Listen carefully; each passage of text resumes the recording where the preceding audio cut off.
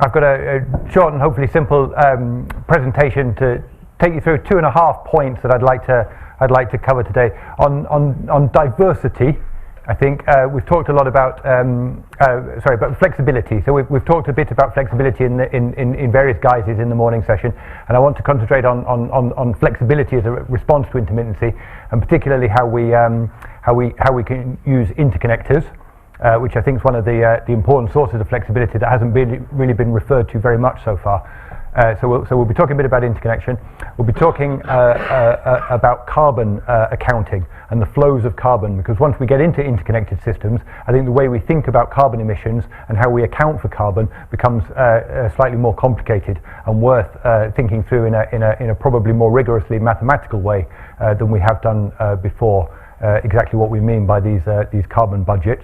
So we talk about carbon, and the half a point that I'd like to slip in is around diversity and around the different sources of low carbon generation and how combinations can probably work more effectively than any single silver bullet type solution to decarbonisation.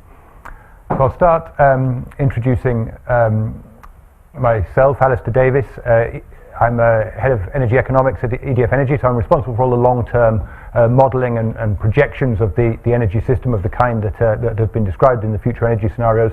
We have our internal versions of those that we use for investment decisions, and the prices that come out of that are what feed into our business cases. Luckily, our investment decisions are taken typically with paybacks of 60 years or so I won't be around to answer if they don't work. I'll be.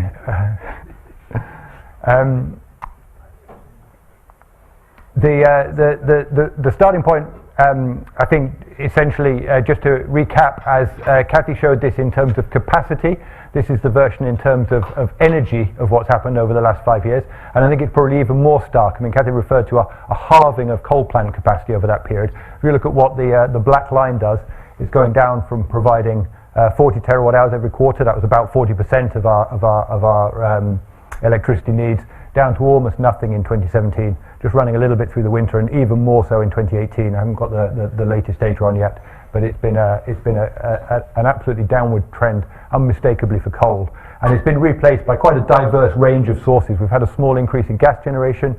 We've had an increase in imports, a little bit of additional wind and solar, all helping to bring down carbon.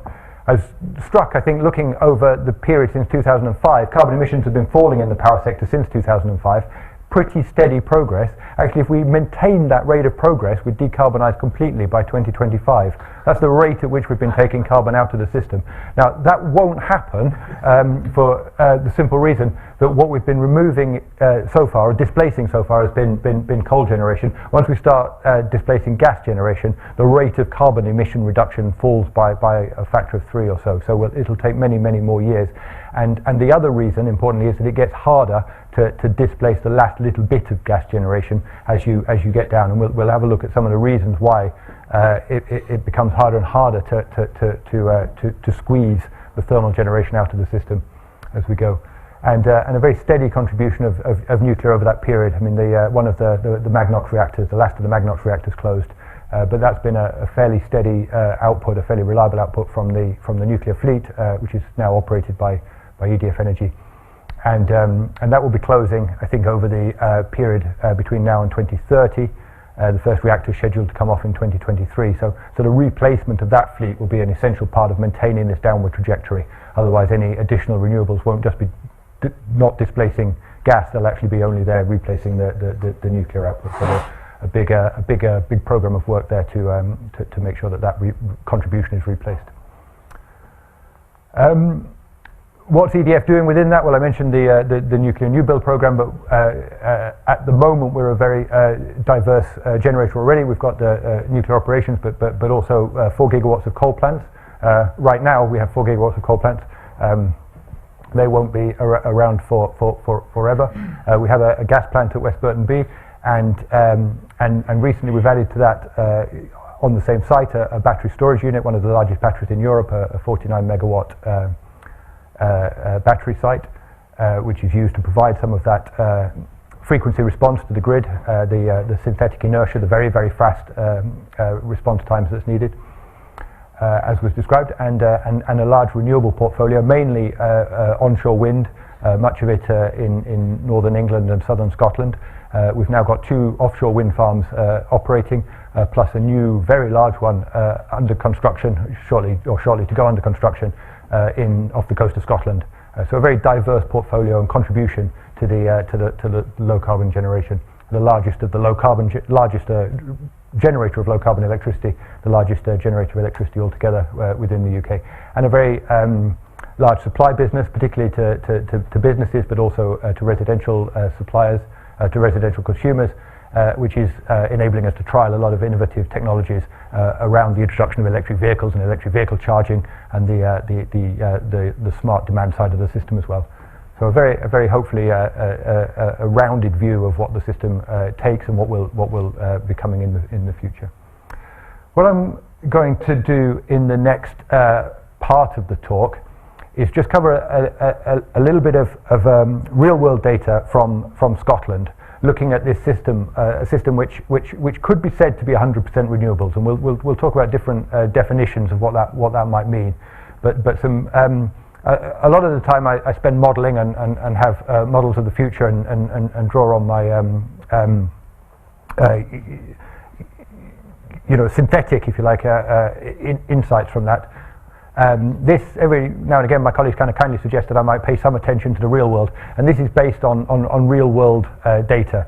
So it's bits in parenthesis. If you're not energy geeks, ignore this little bit. But Elexon have recently started publishing half-hourly data by GSP Group, which is now disaggregated between gross and net consumption for suppliers. So we can actually start to get an insight into some of those smaller embedded generation and where that is located within the country. So that's a very, very useful new data resource which has enabled us to look specifically at wind power in Scotland. I don't think we've ever been able previously to get a comprehensive view of all the distribution connected plus the transmission connected wind farms within Scotland, and look at that against a gross demand, i.e. the actual consumption by consumers, not net of what is being generated within the distribution network. So it's a new data set and one we're quite pleased to be exploring.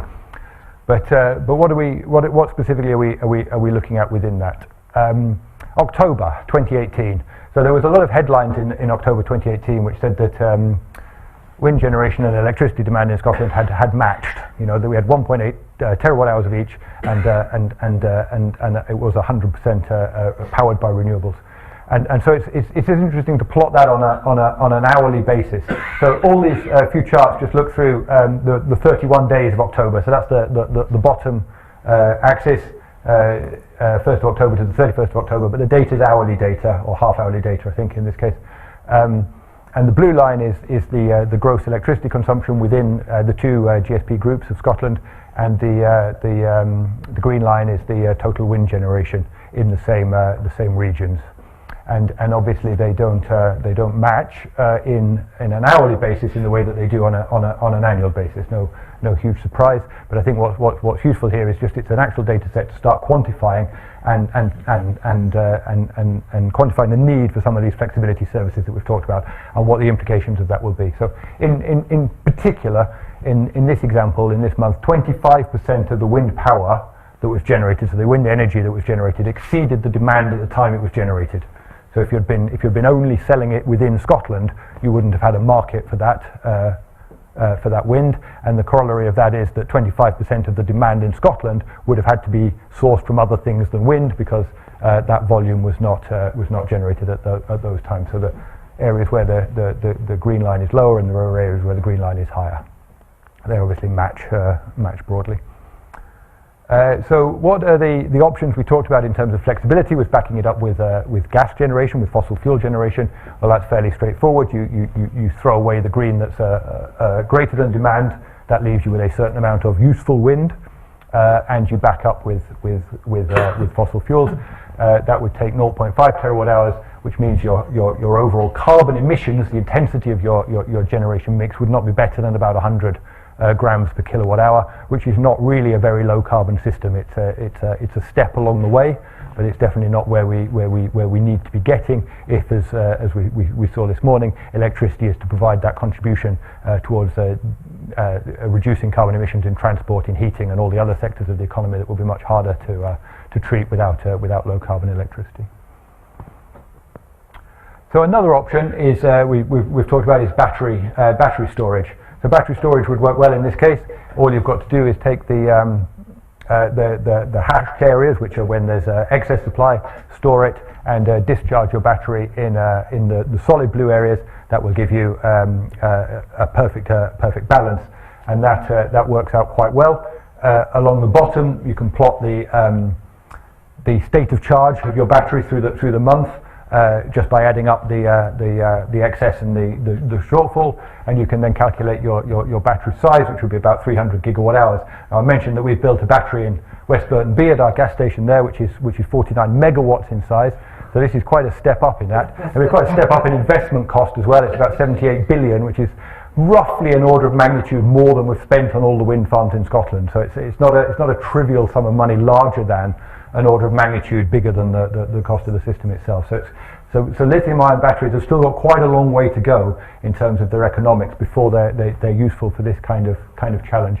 And I think the reason for that is probably most easily seen with that kind of period of 6 or 7 days from the 21st of October, when there's a sustained period of oversupply which needs to be stored. That matches several slightly shorter periods, but all these examples differ. But there's certainly 3-4 days at the end of the month, 3-4 days at the middle of the month there, where there's a continuous discharge. And so this isn't like coping with solar power in, say, the Californian market and some other markets where there's a very large amount of solar, which is a very predictable daily cycle. Here you're having to deal with periods which are much longer. That means you have to store more energy, which means that the cost of the storage itself, the kilowatt hour cost, is much more significant. So we're dubious, I guess, that there's an economic route towards that kind of large-scale storage. There's something simpler we could do, of course, which is build more wind. So, if you're covering 75% of your demand with that much wind, you build twice as much, whatever. We might cover all of it. So, it was an interesting exercise just to go through how much wind capacity will be needed to meet every last megawatt hour in the system. It's easier to plot if I rescale my axis.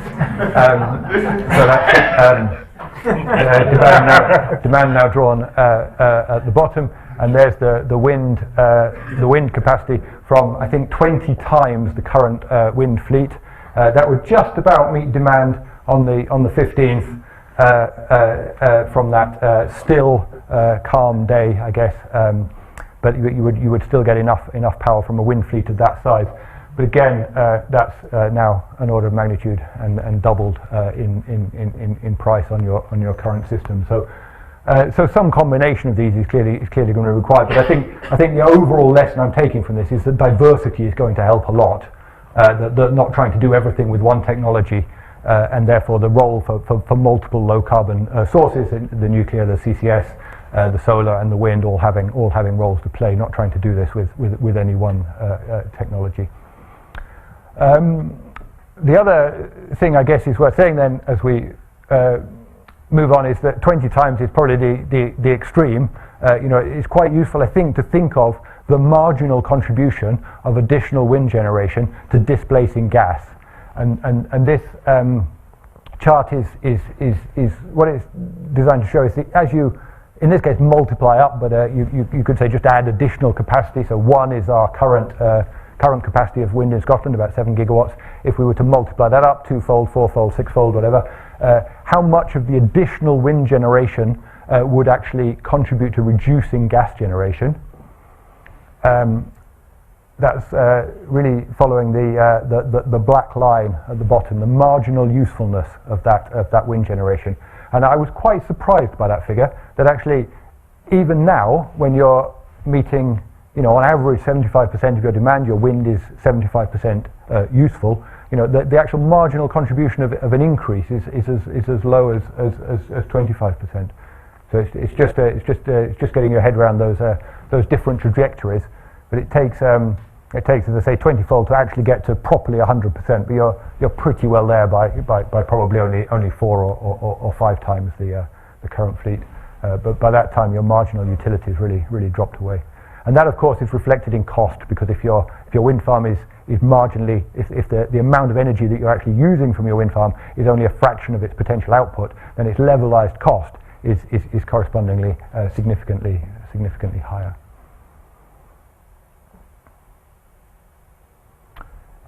So what do we do in practice? Well, in practice, I guess in Scotland, we trade with the rest of the UK. I guess that's the actual practical answer. So in terms of all those flexibility resources that we've been discussing, of building batteries, of backing up with gas and so forth, what we actually do is interconnect to a larger area and hope that across regions things will diversify. And of course, because the rest of the UK is dominated by gas generation, that's a fairly practical answer at the moment. And I think it's just useful to use the Scottish example as a way of kind of extrapolating. It's about 10% of UK demand in Scotland. So any of those previous numbers you can just multiply by 10 and think of it as essentially being the UK system in the future. But I think it's helpful to have anchored it on a real world month and basis as a starting point. And of course, Scotland doesn't just have the wind power in it. It's got hydro. It's got 2 nuclear plants. It's got 1 gas station left. So there is a more diverse fleet within Scotland. Even I've just extracted really only the wind and then counted everything else as rest of UK, just as a way of framing the problem. But so you can see what rest of UK generation was over that period. The nuclear baseload contribution, the small amount of hydro which I've included there. Which is all almost exclusively run of river, so there's very little storage capacity within that. That's used as the rain comes down, which it does hard and fast and frequently. And the biomass above that's the conversions of the coal stations. They're now burning wood pellets. That will at some point presumably cease. As we move again to lower and lower carbon intensities. There's a limit on their subsidies in 2027, so that's one likely end date. And then there's the rest of wind in England and Wales, a much smaller contribution than the Scottish wind farms, and one that's noticeably correlated with them. You can see those same periods of very low wind output in the middle of the month, and very high wind output for those 4 for that week towards the end. And then a set of imports from continental Europe, because England is connected then with France, with Belgium in a few days' time. I think there's a link with Belgium opening, and with Holland at the moment. So those imports are shown. And then, as we said, a very large amount of gas generation and just a small amount of coal generation left on the system, still running on winter's days, just to meet that final bit of demand at the top in black. And that will become significant. We'll talk a little bit later about carbon emissions and the marginal impact of carbon emissions, the marginal impact of increases in demand on carbon emissions. So that's that coal that's running to meet that last bit of demand will become quite significant. But it's not obviously playing a very large role in the system as a whole. So I'll move on then to calculating the carbon content of imports, because if we're going to become a more interconnected system, if we're going to use interconnectors as a main source of flexibility, it becomes really important to think about how we account for the carbon emissions that get traded, embedded within the electricity imports. And obviously New Zealand, it's not a problem, but almost everywhere else in the world, I think we're going to be in this system of trading electricity. And in principle, that's no different from trading anything else, from trading aluminium, from trading corn. It's always a question of, in an overlapping and patchwork, inconsistent national regulations, how do we make sure that carbon is correctly accounted for? If we had one carbon price worldwide, no problem. But of course we don't. We have multiple arrangements for that. So how do we make sure we're on the right path overall, rather than just offshoring our carbon emissions? And that's something that I know the Committee on Climate Change has been very concerned about. They've written several times about the need to look at both emissions associated with consumption as well as with production. So the absolutely international standard way of accounting for carbon emissions is where they're produced. If you burn fossil fuels, the point where they go up into the air, those emissions go up into the stack, into the atmosphere, that's the country and the territory from which the accounting is done. But of course, if you're making a product in that country that you're shipping to another country, then really the consumption side of it should take that into account, that there's some association between those emissions and what you eat, you drink, you buy, you break, you use in one way or another in our own lives. And so what consumption accounting tries to do is just make sure we're looking at both sides of that picture. And as I say, if there was one carbon price, it wouldn't matter. But given it is an easy way to hide emissions in many people's view. So just going back to my chart, you can see we've got two ways of thinking of this. We can look at the average emissions through this period. We can look at the marginal emissions, which are the extra electricity we had to generate to supply the exports. And we can look at it either on a time-weighted basis, so we can say, this is we're buying electricity from this country, and this country is a low-carbon producer. It has an average low-carbon mix. Or we can look at it on a kind of import-weighted basis. And so if we go back to our Scottish example, this is on the lower graph is showing the flows of power that you would need to import to meet your demand through that month. So that's the 25% of the Scottish demand that wasn't met by wind would have that shape. And now, of course, that shape is not independent of the intensity of where you're importing it from, because of this correlation of wind output, particularly. So those periods where Scotland's got least wind blowing, it's needing to import, and it's importing from a country that's also got little wind blowing, and therefore is using its coal stations. So that's pushing up the average emissions specifically during those periods when we're importing.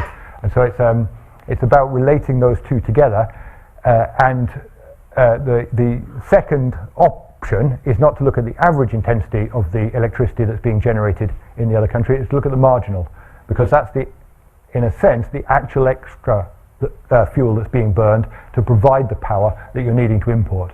If you weren't importing, they'd be meeting their own demand without that extra generation. So we'd go back to the example on the previous slide, where we said at times we're using a gigawatt or two of coal to meet those peak demands, and that's that same 2 gigawatts of demand that's actually going to Scotland to replace the wind. Totting those up, 4 ways of thinking of the carbon emissions of the imports, and acknowledging that they take 25% of Scottish demand to meet that, that would give us a range of carbon intensities of Scottish electricity consumption between 63 and 232. Now that's quite a wide range, and that was one of the things we just wanted to throw open, really, was just that the more we think about flexibility and realise that interconnectors are a route to that, the more we think about interconnectors and we think about it in a complex political world, the more we have to start worrying about carbon emissions. And of course, it's not even as simple as what I've described, because England's electricity is partly imported from other countries and is likely to increase in the number of interconnectors we have there as well. So they'll be linked up and also drawing on power in the continent, which has got the similar knock-on impact. So there's a very large kind of expanding matrix of ways in which you might think about that carbon accounting question.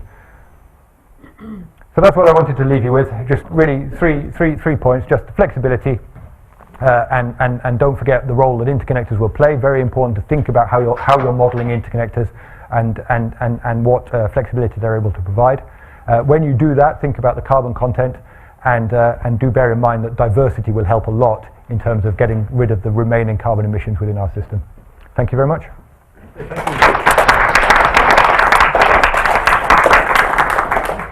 Any comments, questions? Hi, Jeremy Bradley from Royal Mail Data Science. So when you're talking about £78 billion for rather a lot of lithium-ion batteries, which I assume isn't actually going to happen anytime soon, when you're talking about the orders of magnitude of capital investment, that's in that sort of ballpark, what other capital projects do get enabled, maybe at a tenth of that scale? You're a company which is used to investing large amounts of money in nuclear, for instance. Yep. I mean, are there other sort of pumped hydro, or are there other sort of gravity storage generator systems which suddenly do become profitable or viable at that level?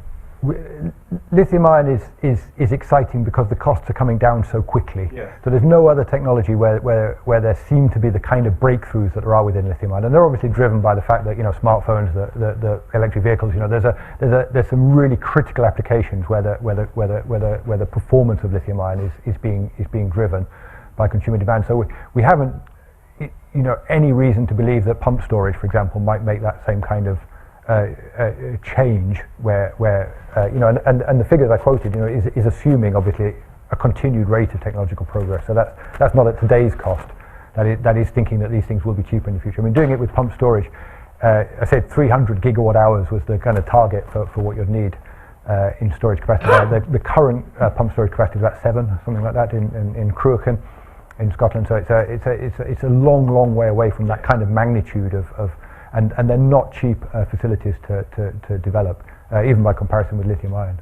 So they're sort of 2 or 3 times more expensive than a $100 per kilowatt hour.